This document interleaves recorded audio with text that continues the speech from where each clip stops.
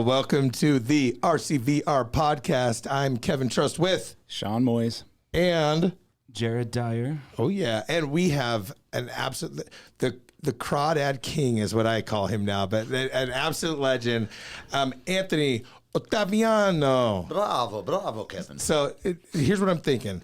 Why don't we do this entire podcast with our Italian accents? Just like we're literally eating pizza, spaghetti.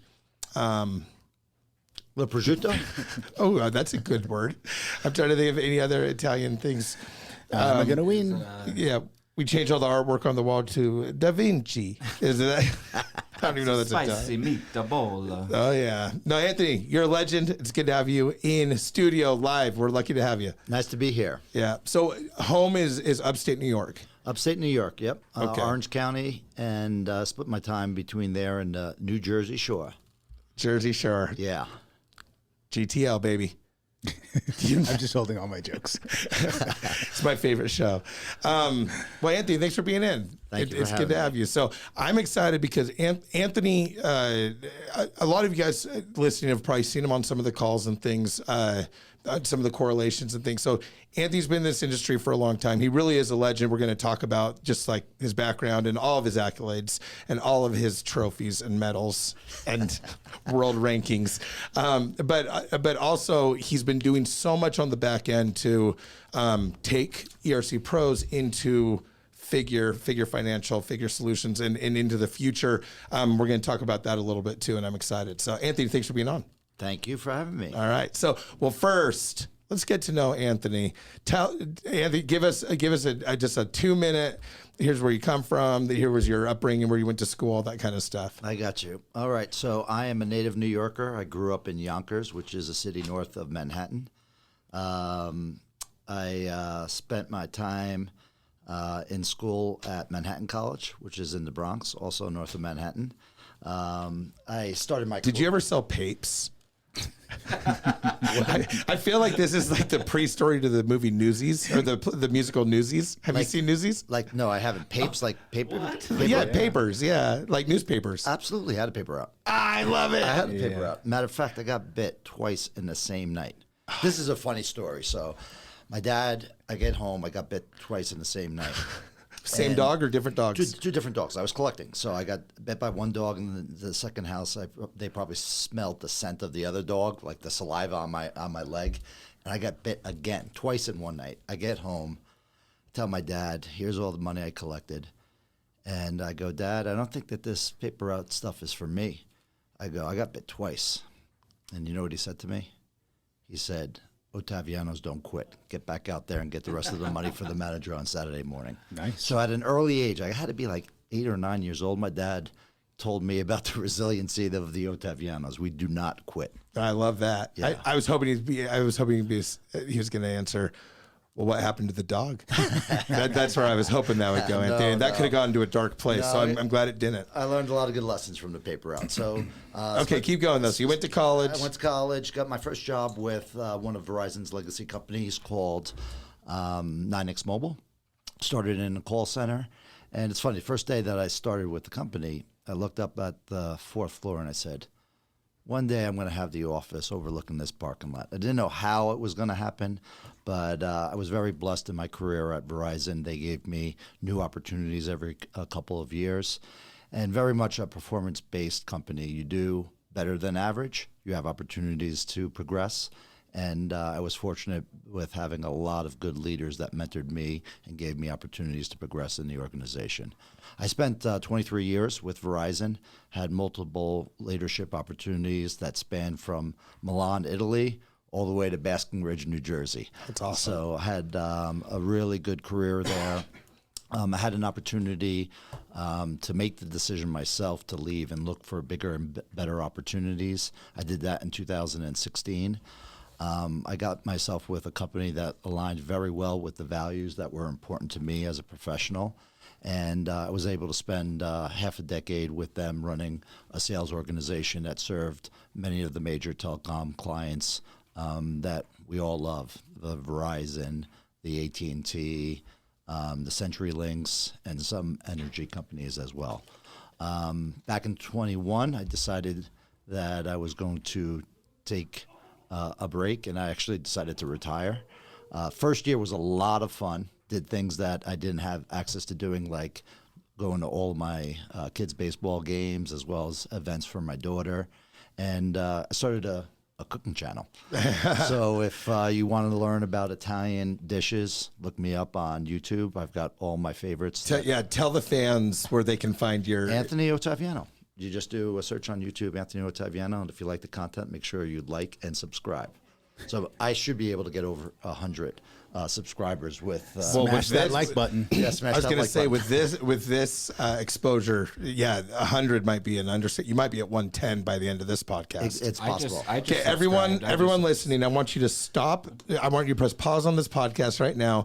I want you to go to YouTube. Thank me later. Do not send me a text thanking me before you do this, but I want you to subscribe to Anthony Ottaviano on YouTube. Let's get him over 100 followers. I know we can do that as a team. Let's do this. I'll let you know, Kevin. Thanks for the endorsement. You're welcome. Unpause and let's continue. Okay. I think I was like 91 or something. Thank you, buddy. Yeah, I Thank was you, there. buddy. Hey, if we get to 200, can I be on an episode with you?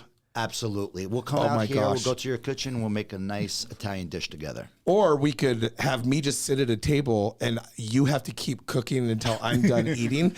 And that might be an expensive episode. Listen, we'll have a good time together. Kevin's gonna dress We'll up have a like good time together. for Kevin's sure. gonna dress up like Mario. Yeah, I'd still like to wear an apron if that's okay. But All right. So the first year was a lot of fun. Did things that I never did in my life. The second year felt like eternity. If 1 year could feel like 5 years, that's what it felt like. In the spring of this year, I had made some phone calls to the people that I know and like, Paul Saltham and Reggie Kurtzy being two of them. And I said, hey, I'd like to get back doing some work. And if I could add value, let me know.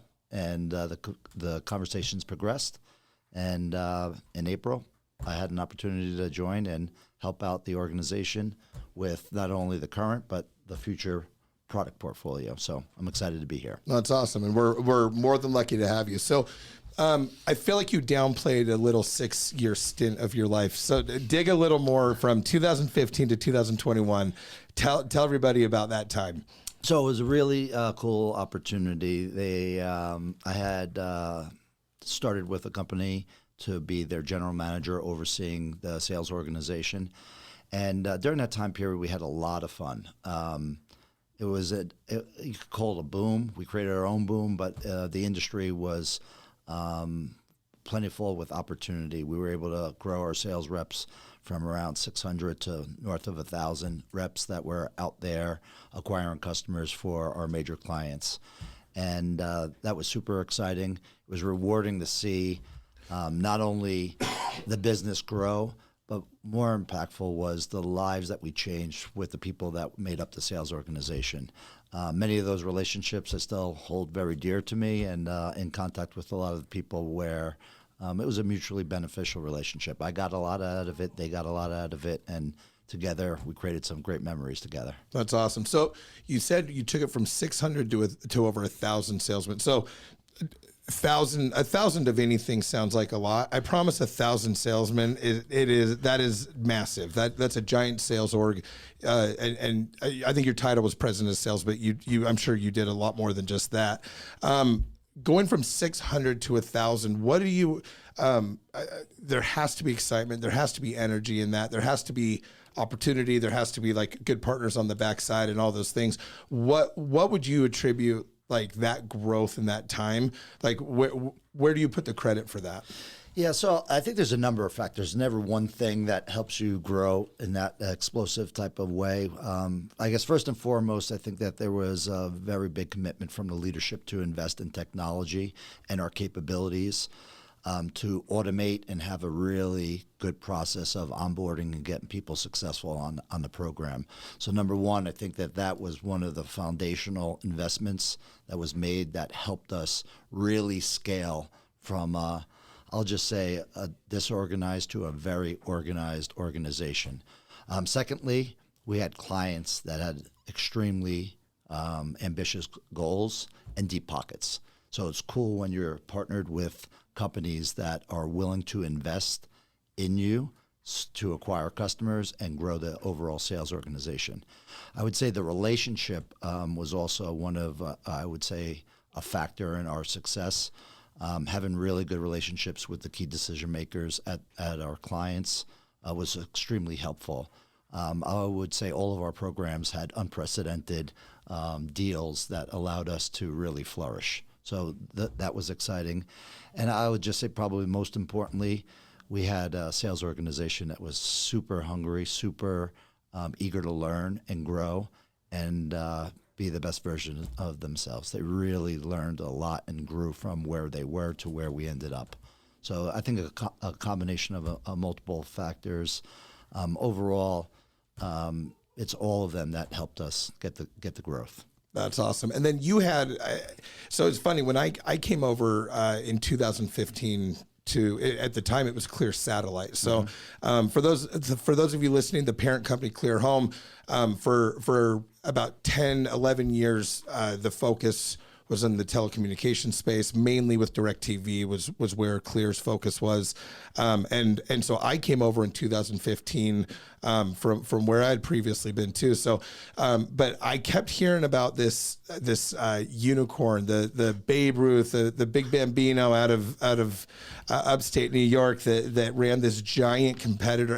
And to me, it was never competitive It at wasn't all. to me either. And our two companies had like an amazing relationship. Like you said, I mean, Paul Southam, the owner here, and you had a great relationship there. And we were constantly looking for ways to work side by side on different, kind of be aligned instead. And which is my favorite. I hate competing against people. I love competing with them.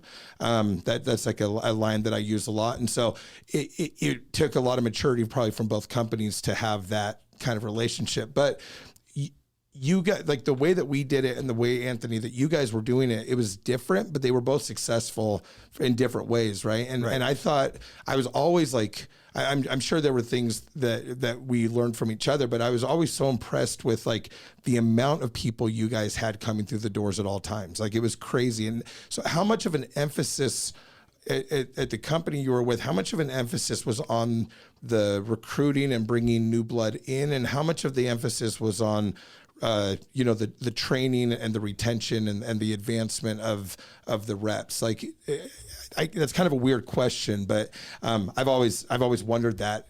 Yeah, well, let me comment on the earlier part, and then I'll get into the recruiting as well as the onboarding. I'll just say this. I also believe we were not competitors. There is so much opportunity for us to figure out how we coexist and how we could be mutually successful. Every house in America was an opportunity. And just like now, every business in America is an opportunity, right? It's super exciting. It's super exciting. And so for me, our relationship started with Paul, where I was curious to learn how he did his business. What are some of the best practices that we could take back to our business? And he was very open with me. I was very open with him on us sharing our best practices. And in fact, it evolved to a partnership where we were using your installers, which in my mind were best in class in delivering video service to our subscribers. And so shortly after we got... Shout out to Derek Stevenson and the boys. Yeah, absolutely. Absolutely. And so in many of our mountain region markets, we were partnered with Clear Home to provide the installation services of the TV service. And it was a game changer. Yeah, for us. which is super unique. I hope people like this. It really is like the Yankees and the Mets. You know what I mean? Like most companies in our world, not only do they not share best practices and get aligned, they're vindictive. They try to recruit from each other. They try to, and we really, it really does take a different level of maturity to like be able to not just coexist, but actually like be aligned and be honest and be open with companies. And which is why it's been such a nice transition. I mean, it's been great to have you here and everything, but it's just so rare in our industry. It usually starts okay and ends really bad. and it actually ended great. I think for us, we had a mutual goal of making the programs really good for our people. And there's a constant thirst of what do we need to do to get better. You had some great practices that we ended up incorporating. As an example, the installation. We didn't have a good partner, and we found a great partner with Clear Home doing our installations in these mountain region markets.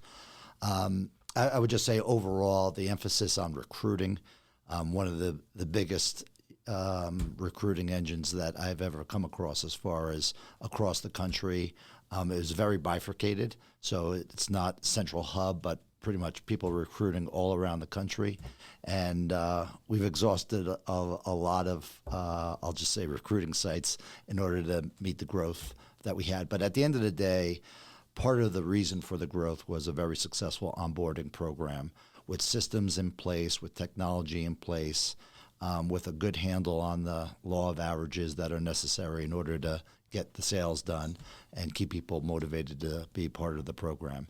I think overall the proposition itself is exciting for new professionals that are getting started with their career. And it's a great way to learn about business. It's a great way to learn how to represent Fortune 500 brands. And it's a great way to learn how to represent yourself.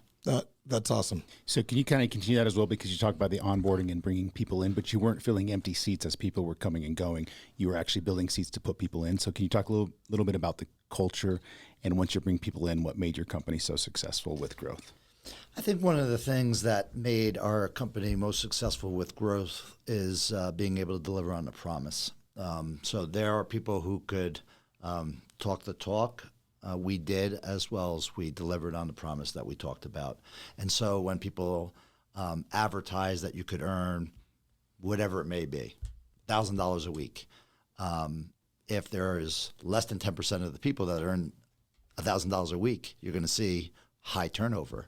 But when you have a great percentage, over 50% of the people that are delivering on the promise, you attract more and more people to the business. So I would just say what we said we would do, we did, and we delivered. And again, part of that was finding out new ways of being successful. When you have 60% of your deals getting installed, but when you partner with someone like Clear and you go up to 85, you're beginning to help the people in the field earn more, which helps deliver on the promise. Nice. So coming up with other ways. And, you become selfless when you think about the people out in the field, because they're the ones who are really grinding day in, day out, putting 5-6 hours out in the field, cold knocking doors. And you want to make sure that you're giving them everything that they deserve for the hard work that they're doing. I love that. Okay, we could spend an hour talking about the past, but let's talk about the future a little bit. I do want to share one story as we transition into this though. So Anthony and I had the opportunity to be down in Baton Rouge a couple weeks ago, visiting some teams down there, and we found ourselves in a little predicament where we wanted to eat crawfish. Neither of us knew how to eat crawfish. We found these three ladies that were eating just buckets. I'm talking about like each of them had a 5-pound bucket of crawfish in front of them. And I was like, hey, if we go buy our own buckets, I was like, I'm not trying to get in your bucket, but if Anthony and I bring our buckets over here, could you guys like give us the 101 on how?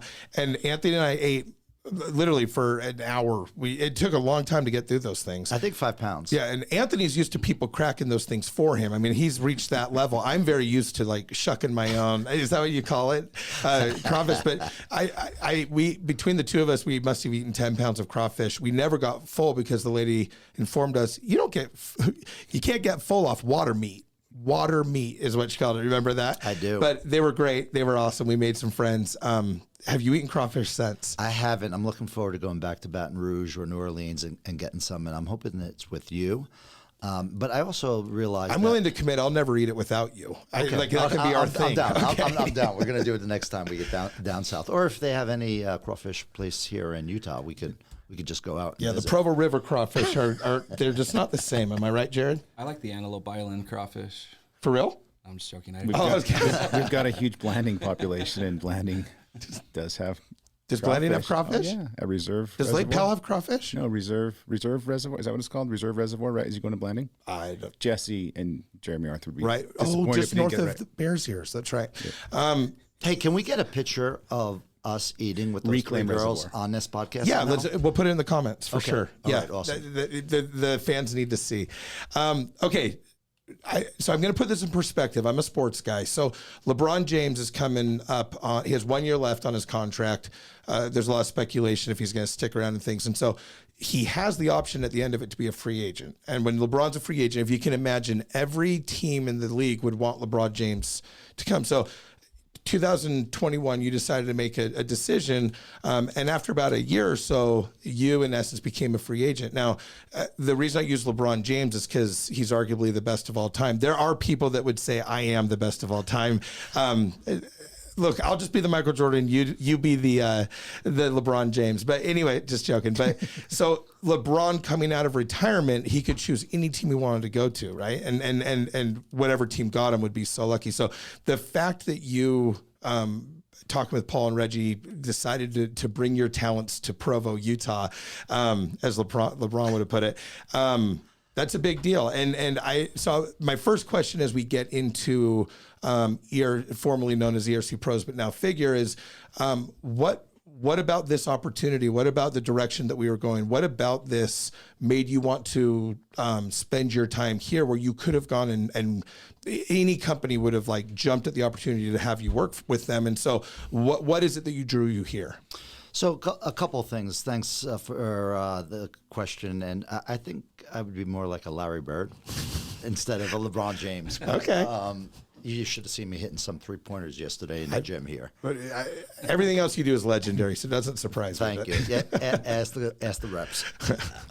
Excuse me. So, two things that stick out in my mind. First and foremost, I would say I really wanted to work with people that I like. And I had a great relationship with Paul Saltham as well as Reggie Kurtzy during my previous tenure. And I guess at this stage of my career, it's very important for me to be working with people that I know, respect, and trust. So that was number one.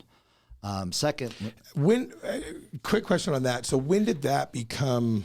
Because the older I get, the more important that is to me too. I always say I like to do business with people I like to do life with. Yeah. But in my 20s, that wasn't like. Of course, it would have been nice to work with all my buddies, but none of us knew what we were doing anyway at that time, right? And so, when did that become kind of like the most important thing? Was it? I would say within the last decade, it's become increasingly important to make Interesting. sure That's that me as well.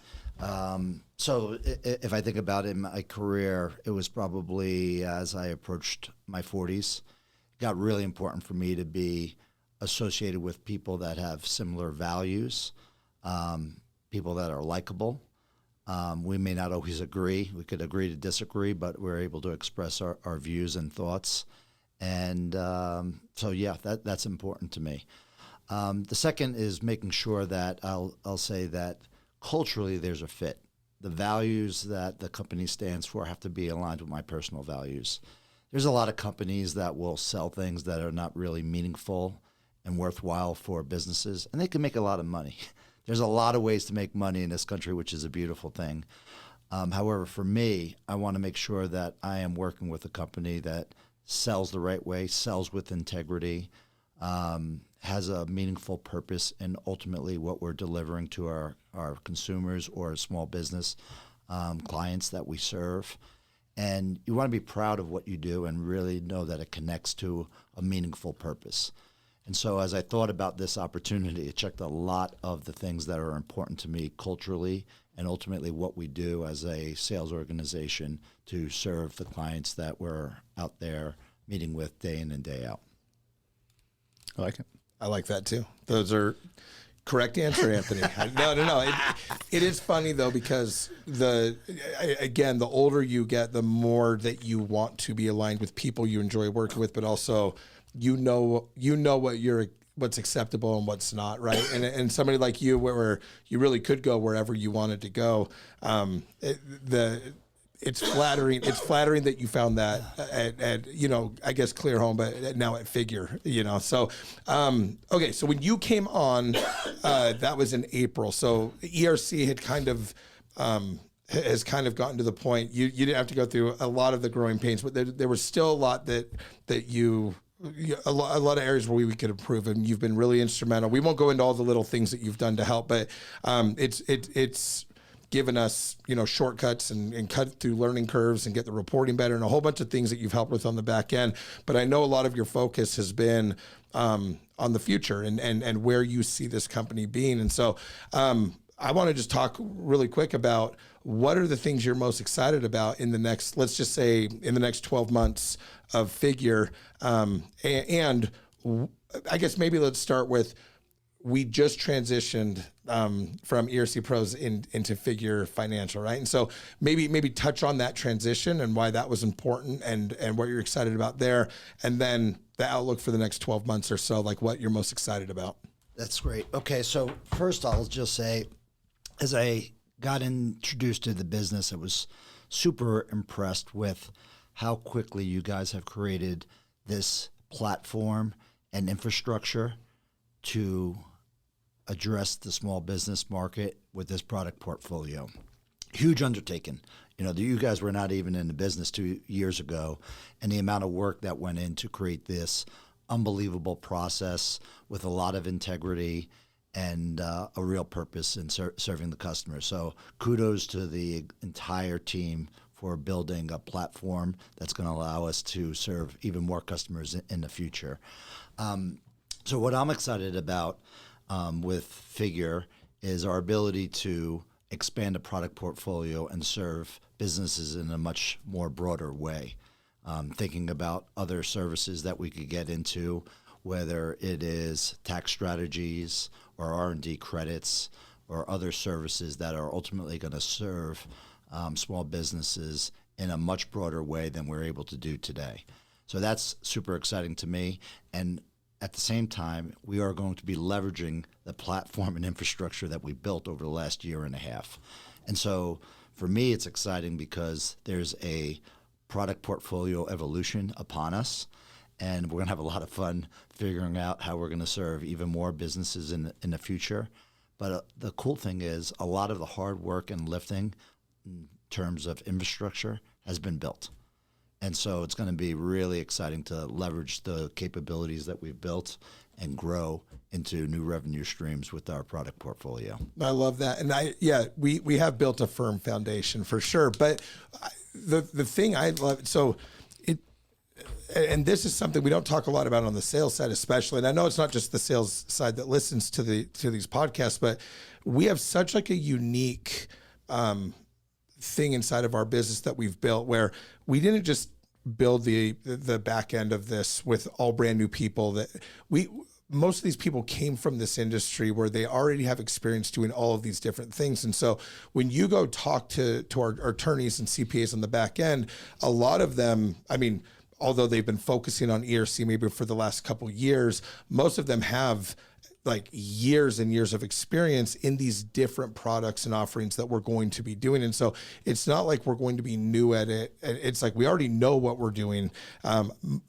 These are people who've done it at a very high level. And now we need, like, I love that about it where we don't, ERC, we were having to figure it out as we went, right? Like, there was a time when I really think we knew more about ERC than 99.9% of the world. It's just because no one knew and everyone had like their own take on it and like they interpreted it differently and things where these are things that, our attorneys and accountants on the back end have been well versed in. Sean, I know that we've talked about that a little bit. I name drop a lot, but we brought attorneys from Deloitte, right? Like very large firms in Texas, CPAs, people that have been doing this stuff for, over a decade, like really long, deep experience in all of this. ERC was new to them. And actually in ERC, they were the experts because all of those top level people were doing it since its inception in 2020. But as far as just the skills that Kevin's talking about, these are really advanced attorneys and CPAs, people that have been doing this for a very long time. It's in their skill set. Can I comment on something about what I've seen as I've been here? And this is really cool. This is a really cool attribute for the organization. I call it the eye of the tiger, where you're looking at... Sorry, I had to. Jared, where were you? I was looking for backup. He's asleep. I was slow on that. Sorry. That's all right. Okay. All right, so let me get into this eye of the tiger. Whether you're talking about the reps that are out in the field, whether you're talking about the talented executives that we have in multiple parts of our business, throughout, the people are not only good at what they do, But more importantly, they have a hunger and desire to be better tomorrow than they are today. Everyone has not yet reached the best version of themselves and have an aspiration to get better. And that's really super cool to see throughout the organization. We know that our best was good enough for today, and we know that tomorrow we are going to do better.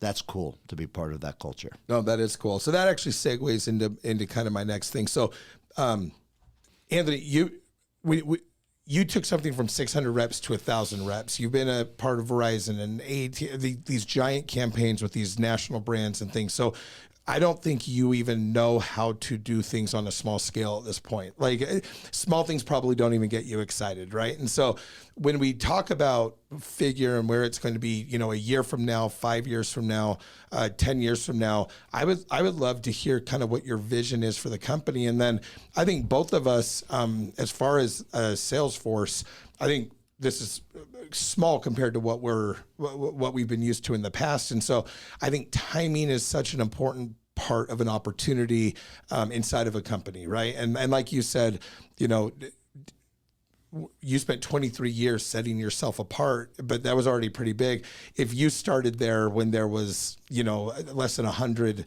reps there, you probably would have ascended a little bit faster and things. And so what is your vision, maybe 5 or 10 years from now looking back? And then also how good is the timing for the people involved in this opportunity right now, like aligning with that vision?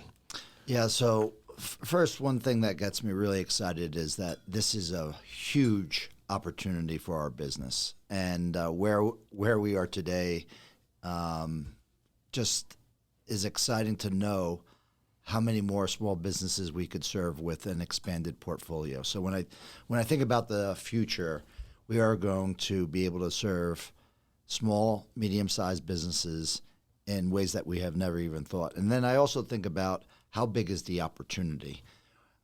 In certain industries, you're really talking about a very small niche product and a small segment. You take a look at the big size of the business. Maybe it's 100 million, maybe it's several hundred million. This is a multi-billion, hundreds of billions of dollars that are spent in these industries. And so short term, we are going to evolve a product portfolio that we will be able to execute on. We're at the infancy stages of what this opportunity is going to look like over the next 5 and 10 years. If I think about the sales organization, it's really exciting because the team that we have today not only is going to grow, but it's going to be massively bigger in the future.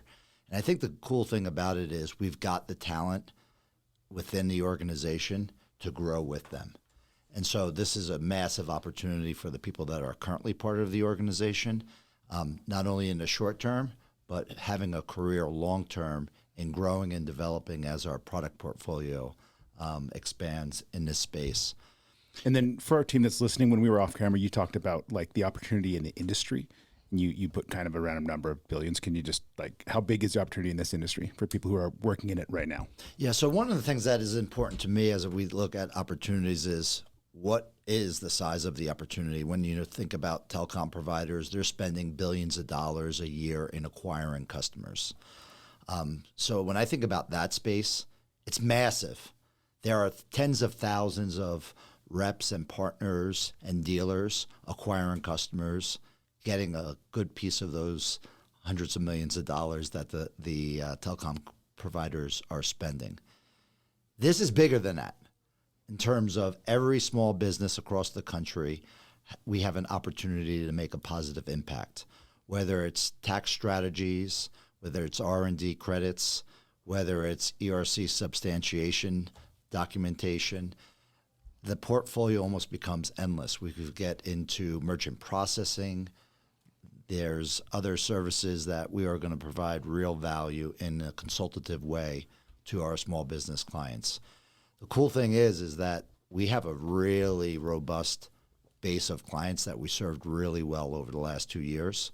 We could serve them in bigger and better ways in the short term, and it's going to be really fun acquiring a lot more new ones over the next half decade and beyond. And on that note, as far as the opportunity, again, a year and a half ago, Kevin and I took 14 people, some rock stars here at the company, went to Reno just to see what was up. That's like a year and a half ago now. We're we're going to be pretty close to 200 full-time employees pretty soon, full tax firm, legitimate people on board. Like, what a cool growth pattern already. So anybody who's on board, who's come on board as a W-2 rep, you're coming in as this thing is just taking off, right? And growing with tons of potential. And one of the things that I think is really cool about this organization, it's very much merit-based. The people who are advancing in this organization are the people that provide better than average results. And it's really cool where you don't see bureaucracy. You see the people that get it done day in and day out are the ones that are provided with additional opportunities to lead in this business. And so I think that that's also super cool. Bureaucracy is out. You put up good results, better than average. You have opportunities to lead and take on more responsibility and grow and earn more. I love that. And so if I'm a and again, a lot of people listen to the podcast, but let's talk with like the sales side right now. So if you're on the sales side, what is, and these will be my last two questions for you, because we go forever with you because you're like the well of knowledge, right? But what is a tip that you would have for like a new rep getting into direct marketing, acquiring customers type of an opportunity?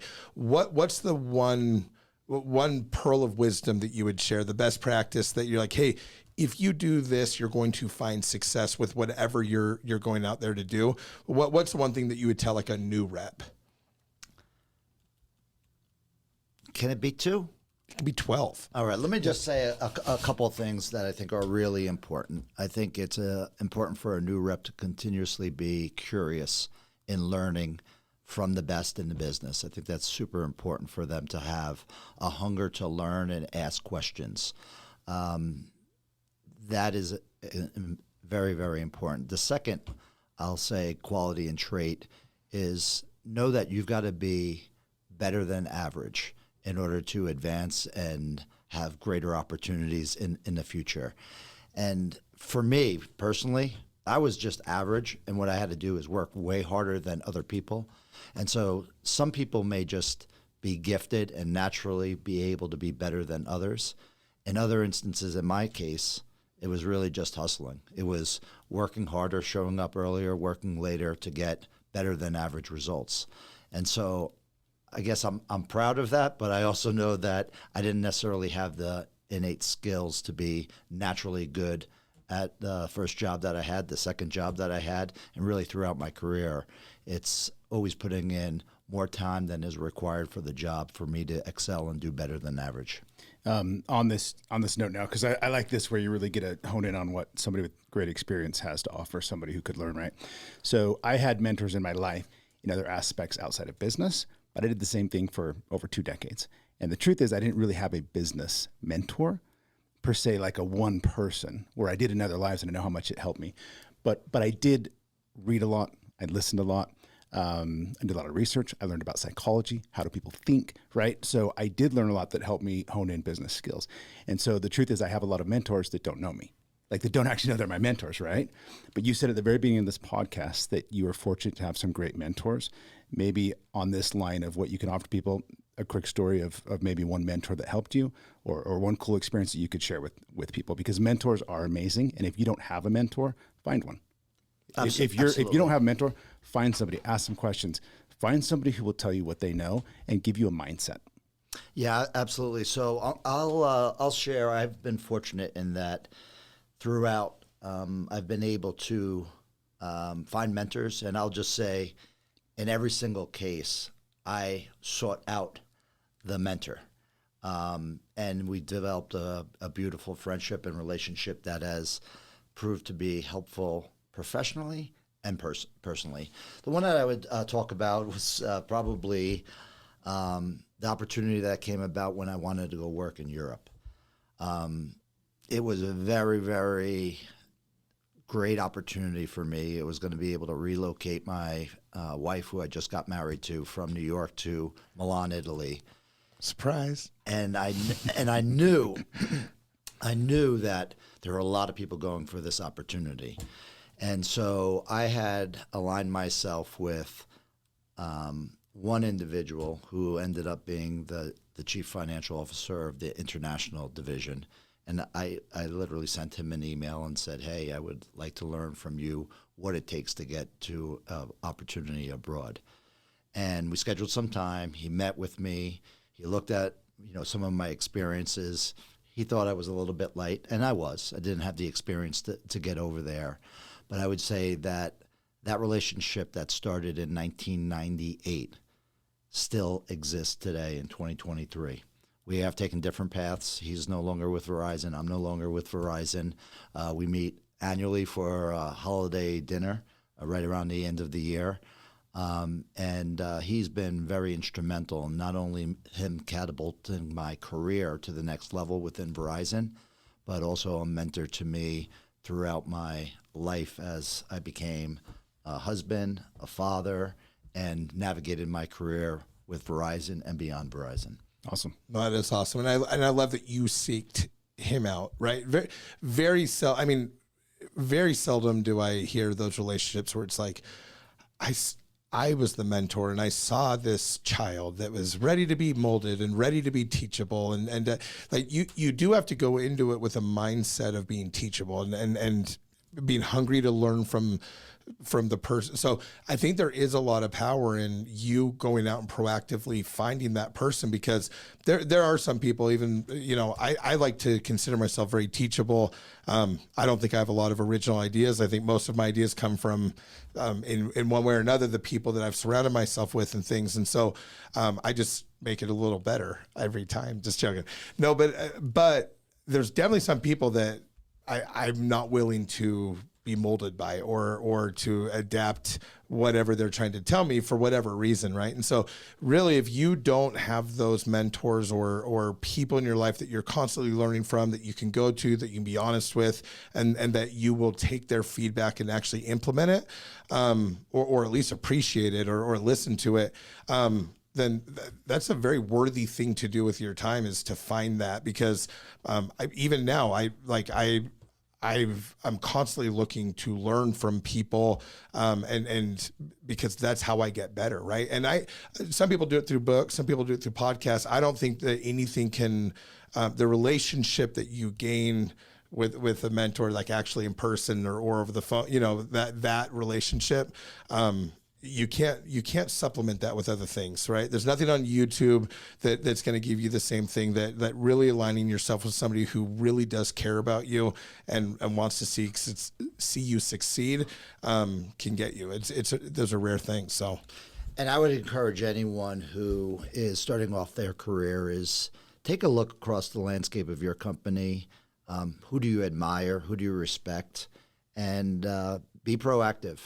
Take control of your career. It's your career. No one's going to knock down your door and say, you are the chosen one, and we are going to invest in you. You need to be proactive and knock down the door of your mentor and let them know that you have goals, what those goals are, and ask for help in getting to where you would like to be professionally. And so just be bold and proactive in managing your career, and also know that multiple mentors will be needed for you to realize your true potential in your professional career. So it's an evolution. I love that. Yeah, if you're new in this company, there's so many people that you can learn from. And not everyone needs to be labeled as a mentor. It's just be teachable. Like I always say, hey, 3 things: be teachable, work hard, and have a good attitude. If you do those things, if you align yourself with the right company, around the right people, you're going to find success. If you're around the right company and the right people or the right opportunity, but you're not teachable, you can only go so far, and you're only going to be so liked. If you're not working hard, none of it matters anyway. And if you don't have a positive attitude, then you're going to give up at some point. Like before your time is through, you will give up. And so I think if you do those things, you're going to find success. And there's a lot of people in this company who've, it's funny. A year and a half is a long time in the ERC world, right? Like man. A year and a half makes you a dinosaur, right? Makes you an expert, a savant. So, well, Anthony, I want to thank you for coming on. For real, you're one of the best to ever do this job, right? And this job is the recruiting, motivating, training. delivering on expectations. You're a legend in all of those things. And so it was fun picking your brain. I get a little nervous around people like Anthony. This is a big deal for me. Meeting your heroes is, sometimes it disappoints, but Anthony, you exceeded every expectation. And I want to thank you for that. No, Kev. Thank you for being the hero I wanted you to be. You're very kind and generous with your comments. Thanks for having me, Kevin and Sean. And hopefully we'll do this again once we start getting things going. Love it. We'll figure it out. We will figure it out. All right, let's go.